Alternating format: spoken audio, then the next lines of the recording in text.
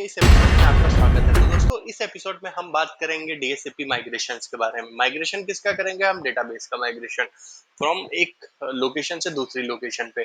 तो डेटाबेस की जो लोकेशन होती है बाय डिफॉल्ट डीएससीपी सर्वर्स की होती है ये यहाँ पर, ठीक है। तो यहाँ पर इसकी लोकेशंस होती है डेटाबेस की। आप इस वाले वीडियोस में हम क्या करने जा रहे हैं, यहाँ पर हमारे पास सिनेरियो यह है कि डीएससीपी 1 है। डीएससीपी 1 पे हमारे दो स्कोप हैं, स्कोप 1, स्कोप 2। पहले स्कोप की आईडी अगर हम लिखें तो 2.0.0 और दूसरे स्कोप की आईडी 10.5.1.0। यहाँ पर DC02 के ऊपर भी मैंने डीएससीपी रोल्स डाल रखा है, ठीक है। वैसे ये रिकमेंडेड नहीं है बट मैंने डाला हुआ है फॉर द लैब। तो यहाँ पर आप देख सकते हो, यहाँ पर एक स्कोप है हमारा, स्कोप की आईडी 10.5.2.0, ठीक है। और एक दूसरा हमारा डीएससीपी सर्वर है, मतलब तीसरा हमारा डीएससीपी सर्वर है जिसके ऊपर कोई स्कोप नहीं है। तो यहाँ से हम जो हमारी डीएससीपी डेटाबेस की जो फाइल है उसका नाम है डीएससीपी एमडीबी होता है, एमडीबी, ठीक है। हम इस फाइल को मूव करेंगे यहाँ पर इस वाले डीएससीपी पे और इस वाले डीएससीपी पे, ठीक है। इस वाले कंडीशन में क्या है कि ये दोनों यहाँ पे जाके एड ऑन हो जाने चाहिए, ठीक है। 10.5.1.0 और यहाँ पर ये 10.2.0 ऐड हो जाने चाहिए कंसोल पे, ठीक है।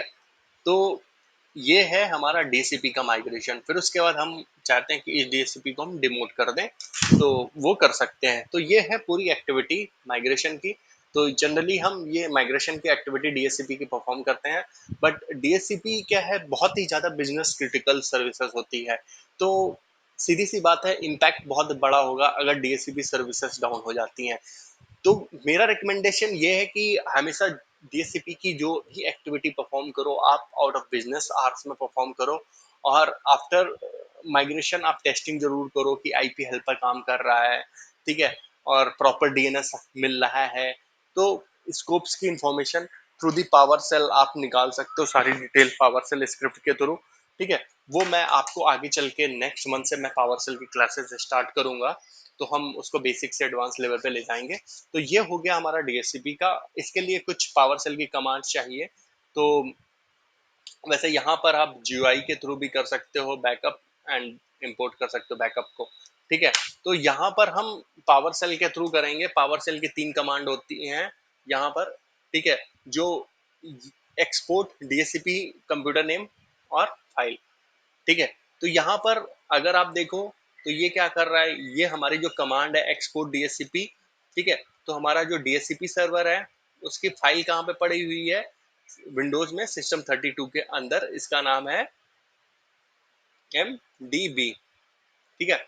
तो ये इस फाइल को उठाता है, एक्सपोर्ट करता है, कहाँ पर किस लोकेशन पे एक्सपोर्ट कर देता है, इस वाली लोकेशन पे एक्सपोर्ट कर देता है, ठीक है। आपकी डीएससीपी की सर्विसेज रन करती रहेंगी, ठीक है। तो ये एक पैरेलली एक कॉपी बना देता है, यहाँ पर आप ये समझ लीजिए एक कॉपी कर देता है, ठीक है। तो और ये हमारा जो लोकेशन होती है System32 के अंदर डीएससीपी फोल्डर के अंदर ये फाइल होती है, इसकी एक कॉपी बना देता है इस लोकेशन के ऊपर, ठीक है। दूसरी कमांड क्या है, एक्सपोर्ट स्पेसिफाइड स्कोप्स। हमने एक स्कोप को ही हमें सिर्फ एक्सपोर्ट करना है, ठीक है। हमने स्पेसिफाई कर दिया भैया पर्टिकुलर एक स्कोप को ही हमें एक्सपोर्ट करना है। तो हम इस कमांड के बाद में स्कोप आईडी लिख देंगे, ठीक है। स्कोप आईडी लिख देंगे, जैसे यहाँ पर दो स्कोप आईडी लिखी हुई है, एक 10.10.10.0 10.20.20.0, दो स्कोप आईडी लगी। तीसरी कमांड हमारी क्या है, export specified scope and lease, ठीक है। इसमें हमने लीज को लास्ट में ऐड कर दिया कि भैया हमें लीजेस भी चाहिए, ठीक है। तो आप अपने हिसाब से अगर आपको जो भी रिक्वायरमेंट हो आपकी, ठीक है, आप उस हिसाब से कमांड को यूज कर सकते हो। चलिए हम लैब में परफॉर्म करते हैं, ठीक है। तो इस लैब में चलते हैं, जैसा कि मैंने आपको बताया। तो इस लैब में हम सबसे पहले क्या करने जा रहे हैं, हम इस कमांड को रन करेंगे, ठीक है। इस कमांड को रन करेंगे, डीएससीपी एक्सपोर्ट वाली कमांड। इस कमांड को रन करने के लिए आपको किससे लॉगिन होना चाहिए, पावर सेल, और पावर सेल को रन एज एडमिनिस्ट्रेटर, ठीक है। रन एज एडमिनिस्ट्रेटर आप इस पे लॉगिन करिए, ठीक है। कभी भी डीएससीपी माइग्रेशन को परफॉर्म करने से पहले हमेशा डीएससीपी का आपको बैकअप लेना है। बैकअप आप किससे ले सकते हो, डीएससीपी के ऊपर राइट क्लिक करोगे, ठीक है, यहाँ पर जो भी आपके डीएससीपी सर्वर का नाम है, राइट क्लिक करोगे, यहाँ पर बैकअप का ऑप्शन आएगा, ठीक है, आप उस बैकअप को लेके किसी भी लोकेशन पे जहां पे भी आपको डालना हो, जैसे मान लीजिए मुझे सी ड्राइव पे बैकअप लेना है, तो मैंने यहाँ पर एक बैकअप करके फोल्डर बना दिया, बैकअप डीएससीपी या बैकअप, ठीक है। तो आप अपने हिसाब से यहाँ पर, और उसको हमने चेक भी करना है कि भैया बैकअप हो गया है या नहीं हो गया, ठीक है। पता चला हमने माइग्रेशन कर दिया और कोई इश्यू आया, तो हमारी लेने की देनी हो जाएगी। तो ये डीएससीपी का बैकअप यहाँ पर आने वाला है, तो ये थोड़ा सा टाइम लेगा। ये देखिए यहाँ पर डीएससीपी का बैकअप की फाइल्स सारी बन गई हैं, सी फोल्डर बैकअप के अंदर, न्यू के अंदर बन गई हैं, ठीक है। तो ये मेन हमारी फाइल है डीएससीपी एम डीबी, ठीक है।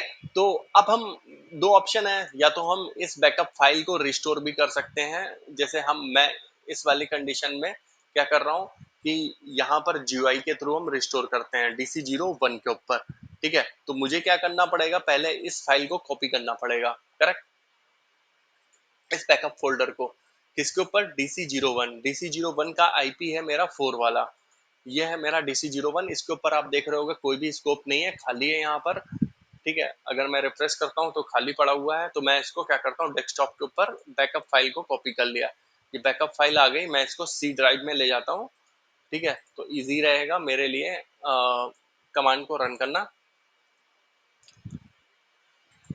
ठीक है। यहाँ पर आ गया, अब मैं इसको रिस्टोर कर लेता हूँ। रिस्टोर करने के लिए आपको लोकेशन का नाम देना पड़ेगा, ठीक है, कहाँ से आप रिस्टोर करना चाहते हो, बैकअप फोल्डर सिलेक्ट कर लिया और न्यू सिलेक्ट कर लिया, तो ये डीएससीपी इस स्कोप को ऐड कर देगा, थोड़ा सा टाइम लेगा, ठीक है। तो पहले सर्विस स्टॉप करेगा, फिर स्टार्ट करेगा, फिर डीएससीपी को ऐड कर दिया सक्सेसफुली, ठीक है। सॉरी।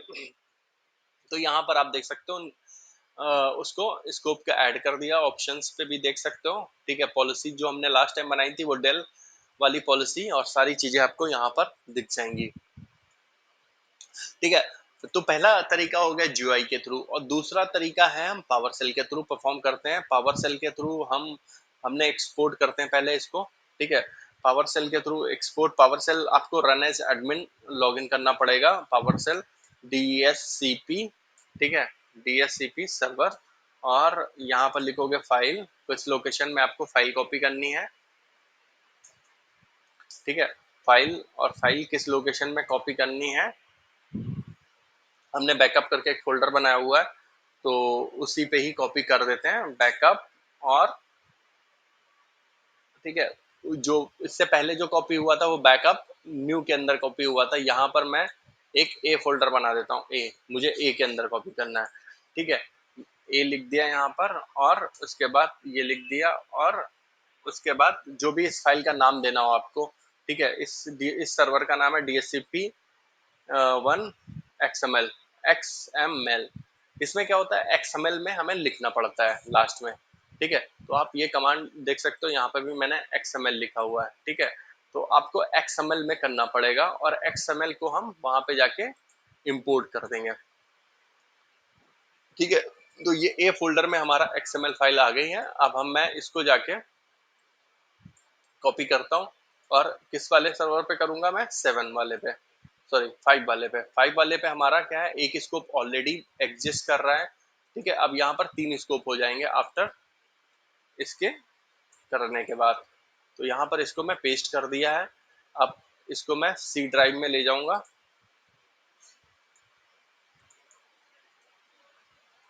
ठीक है, ये सी ड्राइव में पेस्ट कर दिया है मैंने।